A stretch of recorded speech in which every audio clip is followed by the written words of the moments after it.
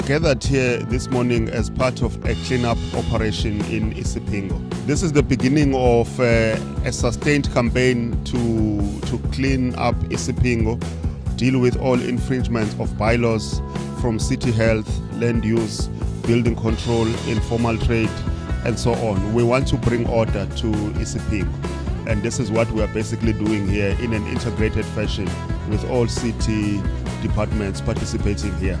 It's not going to be one of those once-off interventions. It's going to be a sustained one for a lot longer, because Isipingo has changed from what it used to be into an area of transgressions, and other people's rights of clean and safe environments are not respected, and we are here to bring about that order. We virtually have all city departments that have a responsibility to implement bylaws here.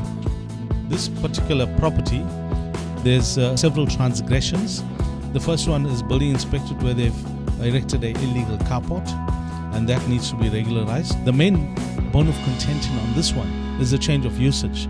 What's happened is that this is a general residential one property, and they're using it for commercial gain. By that I mean they are using it for panel beating and spray painting, and also mechanical repairs, and that's not allowed in totality in the residential area.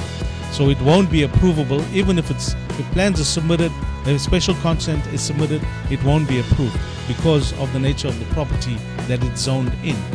So essentially, our land use management will also address this and serve notices for the owner to stop the illegal usage. Also, our environmental health officer would also serve notices, because it's environmentally unhealthy because of the fumes and pollution, etc. So we also would get our fire department to come in here as well and also serve notices for the transgressions. We are checking all the businesses, are they licensed in or not, and we have found the place has got no business license. We have issued the owner the fine for trading without a business license. However, we have advised him of what he needs to do in terms of him being able to be legal. Health has also issued them with a notice for them to comply. I want to appeal to the members of the community to say that, guys, please, as you go about doing your own business, you must also consider the impact of your business on other people's lives. For an example, if you have the motor mechanics on the pavements, clearly there's going to be a discharge of petrochemicals here, which during heavy rains find their way into our riverine ecosystem, which then affects the quality of water that everybody drinks. So these are the kind of things that as a city we cannot tolerate, but we cannot only be able to uproot those on our own. We need the support of the community.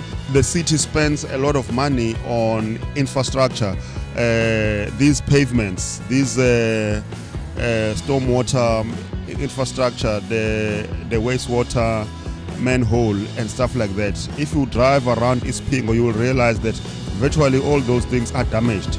It's worse when it comes to people removing electricity infrastructure, exposing everyone to danger through illegal disconnections. People can't really think about themselves. They must also think about other users. And as a caring city, we are here to ensure that we enforce that. But enforcement only becomes our secondary option. But we want to ensure that we bring about awareness so that people understand that they need to voluntarily take care of the environment instead of waiting to be forced to do so through enforcement. Bylaws are available on our website. As the city leadership, we are actually excited about the campaign, the Clean My City campaign.